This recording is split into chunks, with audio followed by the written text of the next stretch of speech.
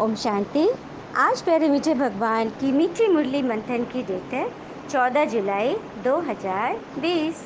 तो मीठे मीठे बाबा अपने बच्चों से कह रहे हैं, इस शरीर की वैल्यू तब है जब इसमें आत्मा प्रवेश करे, लेकिन सजावट शरीर की होती है, आत्मा की नहीं।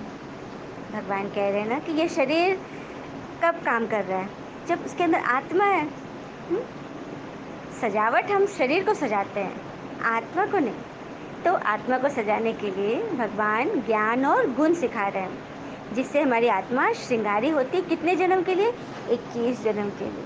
और कहते भी हैं ना कि ज़िंदगी में अगर कुछ सबसे ज़्यादा महत्वपूर्ण है तो वो है खुद ज़िंदगी। तो इसे खुलकर जिए और खुलकर आत्मा का श्रृंगार करें, मुरली मंथन सुने और धारण भी करें। प्रश्न है, तुम बच्चों का फर्ज क्या है? तुम्हें कौन सी सेवा करनी है? उत्तर, तुम्हारा फर्ज है अपने हमजिन्स को नर से नारायण, नारी से लक्ष्मी बनाने की युक्ति बताना। तुम्हें अब भारत की सच्ची रूहानी सेवा करनी है। तुम्हें ज्ञान का तीसरा नेत्र मिला है, तो तुम्हारी बुद्धि और चलन बड़ी रिफाइन होनी चाहिए। किसी में भी मोह जरा भी न हो। क्या कह रहे भगवान? बच्चों का फ़र्ज़ याद दिला रहे ना कि अपने हमजिन्स को, मतलब कोई यह न सोचे कि मुझे ज्ञान मिला, मैं खुशी में आ गई हूँ, तो मुझे औरों से क्या। नहीं, खुद से आगे तक बढ़ना है। सबको खुदा का परिचय देना है। नर से नारायण, नारी से लक्ष्मी बनाने की युक्ति बतानी है। सच्ची सच्ची रूहानी सेवा करनी है, क्योंकि भगवान ने हमें ज्ञान का तीसरा नेत्र दिया है, तो हमारी बुद्धि एकदम रिफाइन हो जाएगी। हाँ, और किस तरह से हम बनेंगे बाबा के ज्ञान में? जैसे बेर कैसे थे, ये शबरी से पूछो, श्री राम से पूछोगे तो वो तो मीठे ही कहेंगे। जहर का स्वाद कैसा था, पूछना है तो ये शंकर जी से पूछो। मीरा से पूछोगे तो वो तो अमृत ही कहेगी, क्योंकि यह प्रेम की पराकाष्ठा ही थी ना, जो उन्होंने उस जहर को भी कृष्ण भोग समझकर पिया था, तभी तो वो जहर भी अमृत बन गया। और यहाँ भगवान हमें क्या सिखा रहे हैं? हमें भगवान के ज्ञान का तीसरा नेत्र दे रहे हैं, जिससे हम जहर और अमृत के फ़र्क को समझेंगे। कि ये विकार जो है, ये कमी कमज़ोरियाँ, वो हमारे लिए जहर है। अब हमें ज्ञान अमृत मिल रहा है, तो उसका रसपान करना है ना। तो ज्ञान के तीसरे नेत्र से हम खुद भी आप अपने को आत्मा समझेंगे और सामने वाले को भी, और उसी अनुसार हम बिहेव करेंगे, अपने हमजिन्स का कल्याण करेंगे। गीत है, नैनहीन को राह दिखाओ प्रभु। भक्ति का बहुत सुंदर गीत है। भक्तात्मा क्यों गा रही हैं? जबकि नैन है, ये चर्म चक्षु हैं, फिर भी गा रही है नैनहीन को राह दिखाओ। तो इसका सबसे मतलब कि एकदम मेन अर्थ यही है कि हमें कौन से नैन नहीं है, तो ज्ञान के नैन नहीं है। हम भगवान से वही मांग रहे हैं, और भगवान तो यहाँ देने के लिए आया है, तो भी हमें पीछे रहना क्या, लेने में नहीं ना। अब कहते हैं ना कि भगवान को ढूंढने में हमने 2500 वर्ष लगा दिए। द्वापर से हम ढूंढते आए। एक बार एक छोटा सा बच्चा, 6 साल का बच्चा, ईश्वर को ढूंढने निकला। घर से बोला कि मैं भगवान को ढूंढने जा रहा हूँ, और निकल गया साथ में रोटी लेकर। ढूंढते ढूंढते ढूंढते शाम हो गई। वो एक बेंच पर बैठा था। अचानक उसने देखा कि एक बूढ़ी माता वहाँ पे आकर बैठी और उससे अच्छे से बात करने लगी। इसको बहुत अच्छा लगा। इसको लगा कि मैं भगवान को शाम तक ढूंढ रहा था, अभी तक ढूंढ रहा था, वो नहीं मिले, और लगता भगवान ने ही इन्हें भेजा है, क्योंकि वो इतने अच्छे से बात कर रही थी, इतने मीठे से। तो ये जब भूख लगी, रोटी निकाला, तो उसने बूढ़ी माता को भी रोटी दिया, और उसने भी प्रेम से खाई, और खूब अच्छे से बात कर रही थी। इस मासूम को बहुत अच्छा लगा। तो घर गया तो उसकी माँ ने पूछा, क्या कहिए, कहाँ थे? तो बताया कि मैंने दिन भर भगवान को ढूंढा, शाम में मुझे भगवान मिले, लेकिन एक बात बताओ मम्मा, भगवान ना बहुत बूढ़े हो गए हैं, उनके दांत भी नहीं हैं। और उधर क्या हुआ, उस बूढ़ी माँ जब घर गई तो उसके परिवार ने पूछा, तो उसने भी कहा कि भगवान तो बहुत मासूम है, एकदम बच्चे जैसे। तो देखा, जैसी जिसकी भावना भगवान उसे उस रूप में दिखते हैं। हम भगवान को कहाँ कहाँ ढूंढते आए। यदि हम सच्चे दिल से भगवान को ढूंढते तो न जाने किस रूप में हमें भगवान मिल जाते। जैसे उस बच्चे को मिले बूढ़ी माता के रूप में और बूढ़ी माता को मिले बच्चे के रूप में, क्योंकि भगवान तो निराकार है, वो किसी भी रूप में हमें मिल जाएंगे। तो यहाँ भगवान इस ब्रह्मा तन में प्रवेश करके उस रूप से हमें ये ज्ञान सुना रहे हैं। और हमारे हमारे सामने भी तो कोई टीचर है ना, कोई लौकिक टीचर है ना, कोई निमित्त है ना, तो वो सब किसके हैंड है? वो सब भगवान के हैंड है। यही समझकर हमें आगे बढ़ना और बढ़ाना है। अच्छा, मीठे मीठे बच्चों प्रति भगवान की नमस्ते। हम बच्चों की भी प्यारे शिव पिता को नमस्ते। और बाबा दिल से सभी आत्माओं की तरफ से आपको very very very good morning. धारणा के लिए मुख्य सार है। पहली पॉइंट, अभी हम पिता द्वारा बर्थ पाउंड बने हैं। हम सो देवता बनने वाले हैं। इसी नारायणी नशे में रहना है। बंधन मुक्त बन सेवा करनी है। बंधनों में फंसना नहीं है। भगवान कह रहे हैं कि अभी हम पिता द्वारा बर्थ पाउंड बने हैं। माना हम क्या थे? पहले कौड़े जैसे थे और अब हम हीरे जैसे बन रहे हैं। हम देवता बनने वाले हैं। इसे नारायणी नशे में हमें रहना है। हाँ, मतलब अब किसी बात की फिक्र नहीं करनी है। क्योंकि भगवान क्या कहते हैं? जैसे समय कहता है योजना बनाओ, भविष्य कहता है मुझे जीतो, मुझे जानो, सुंदरता कहती है मुझे प्यार करो, और ईश्वर साधारण शब्दों में कहते हैं खुद पर विश्वास करो और कर्म करो। कर्म से हमें संन्यास नहीं लेना है, कर्म तो हमें करना ही है। बंधन मुक्त बन सेवा करने का कर्म ईश्वर हमें बैठ सिखा रहे हैं। तो खुद भी बंधन मुक्त बनना है और आत्माओं को भी करना है। यही नारायणी नशा हमें बहुत आगे बढ़ाएगी। और कहते भी है ना कि शब्द व दिमाग से दुनिया जीती जाती है। शब्द व दिमाग से दुनिया जीती जाती है, मगर दिल तो आज भी दिल से ही जीता जाता है। तभी तो यहाँ दिलाराम भगवान आ गए हैं और हमारे दिल को टच कर रहे। क्या किसी दिमाग को टच किया भगवान ने कभी? दिमाग वाले तो यहाँ आएंगे ही नहीं, जो सिर्फ दिमाग से काम लेते हैं। दिल वाले जो सीधे सच्चे भोले वाले हैं। कहते भी है ना, सच्चे दिल पर ही साहब राजी होते हैं। तो हमें क्या बनाना है? चित्र ही नहीं चरित्र भी सुंदर बनाना है। भवन ही नहीं भावना भी सुंदर बनाना है। साधन ही नहीं साधना को भी ठीक रखना है। दृष्टि ही नहीं दृष्टिकोण ठीक रखना है ना? तो ये ज्ञान हमें यही सिखा रही है। दूसरी पॉइंट है, ज्ञान योग में तीखे बन माता पिता समान किंग ऑफ फ्लावर बनना है और अपने हम जिन्स की सेवा करनी है। किंग ऑफ फ्लावर कौन है? गुलाब, जिसे रूहे गुलाब कहते हैं। तो फूलों का राजा बनना है तो उसके लिए कुछ मेहनत तो करनी पड़ेगी ना। हाँ, तो ज्ञान योग में बहुत तीखे जाना है, एकदम अच्छी रीति। और कई बच्चे अच्छा, चलिए हम सभी बाबा से वरदान लेते हैं।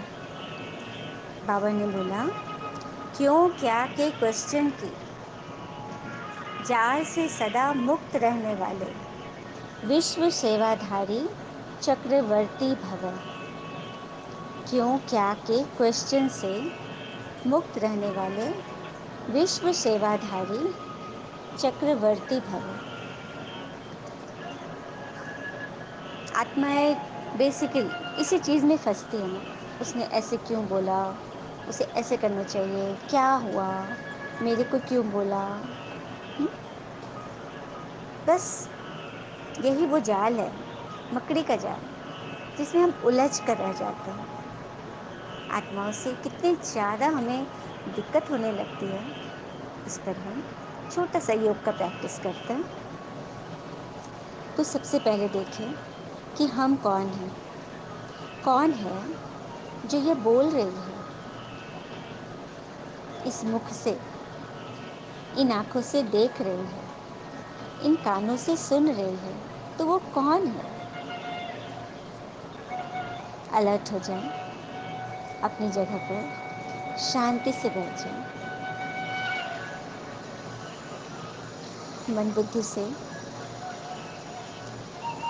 बिल्कुल क्लियर हो जाए, एक रूपा हो जाए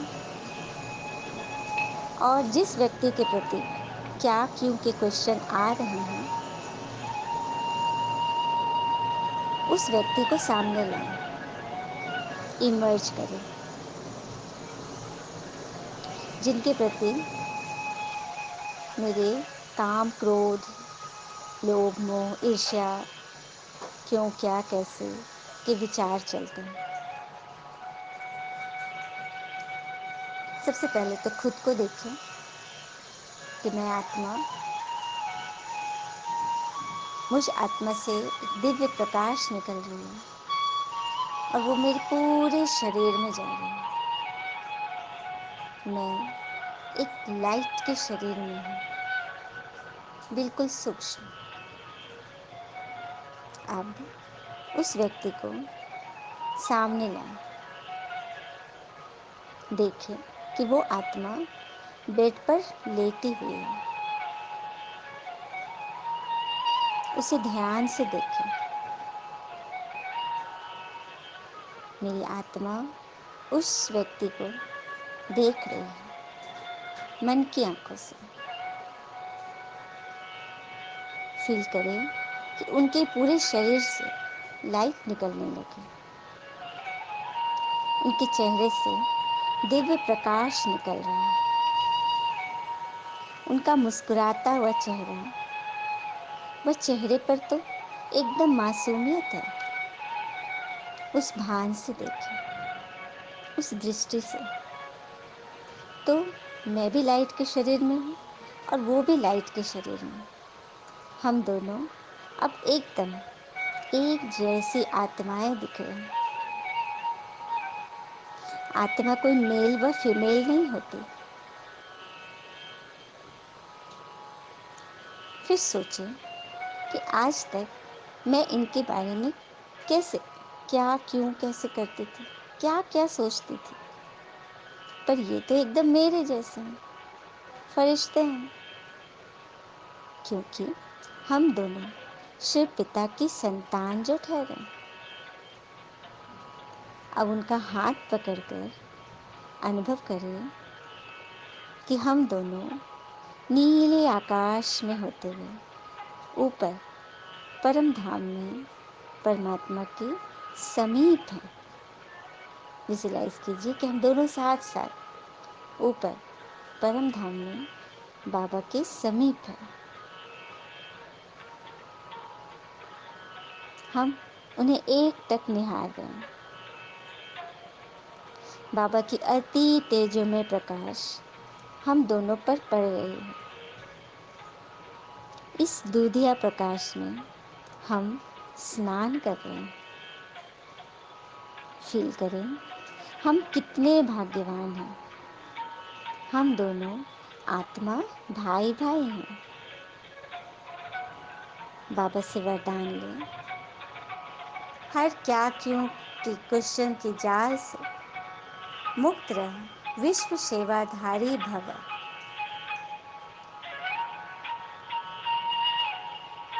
बाबा से वरदान लेकर हम इन पंच तत्वों की ड्रेस पहन लेते हैं। वह अब नीचे आ जाते हैं। लेकिन अब हम इस ड्रेस के भान में नहीं, बल्कि अपनी फरिश्ता रूप को सदैव अपने अंदर समा के रखेंगे और उसी अनुसार हमारी बुद्धि एक दो के साथ बिहेव करेगी। जैसे जब सुदर्शन चक्र राइट तरफ चलने के बजाय रॉन्ग तरफ चल जाता है, तब मायाजीत बनने के बजाय पर के दर्शन के उलझन में हम आ जाते हैं। उसी से क्या और क्यों के क्वेश्चन निकलते हैं। इसीलिए नॉलेजफुल बन स्वदर्शन चक्र फिराते रहें, अर्थात अपनी आत्मा का दर्शन, आत्मा के 5 स्वरूपों का दर्शन निरंतर चलता रहे। क्यों क्या के क्वेश्चन की जाल से मुक्त हो योग युक्त जीवन मुक्त चक्रवर्ती वन पिता के साथ विश्व कल्याण की सेवा का चक्र लगाते रहेंगे, तभी विश्व सेवाधारी चक्रवर्ती राजा बन जाएंगे। तो देखा कितनी अच्छी योग की प्रैक्टिस है, जिसके साथ भी हमारे कुछ क्वेश्चन आ रहे हैं, मन फंस रहा है किसी से भी, उसको इस रूप में, लाइट के रूप में देखें, फरिश्ता रूप में देखें और फील करें कि ये तो मेरे जैसे हैं। तो जब मैं अपने को अच्छा कह रही हूँ, कहते हैं ना, हम अपनी गलतियाँ तो माफ़ कर देते हैं, लेकिन दूसरों की गलती में सीधे जज बन जाते हैं। मतलब अपनी गलती में वकील और दूसरों की गलती में जज। तो अब जब सामने वाला को अपने जैसा समझेंगे तो फिर कोई खिटपिट तो होगी ही नहीं। तो बस यही तो है वो जड़ जिसे बाबा ठीक करने आए। स्लोगन है, प्लेन बुद्धि से प्लान को प्रैक्टिकल में लाओ तो सफलता हुई पड़ी है। प्लेन बुद्धि, बिल्कुल क्लीन एंड क्लियर बुद्धि से जो भी हम सुनते हैं, प्लान तो बहुत बनाते हैं, योजना बनाते हैं, लेकिन प्रैक्टिकल में लाने में देरी हो जाती है। तो बस जो थ्योरी सुबह सुबह पढ़ा उसी सारे दिन में प्रैक्टिकल में लाना है, तो सफलता समाई हुई है। अच्छा, ओम शांति। शुक्रिया मीठे बाबा, वो बाबा के प्यारे प्यारे बच्चे। Thank you Baba. All is well always. ओम शांति।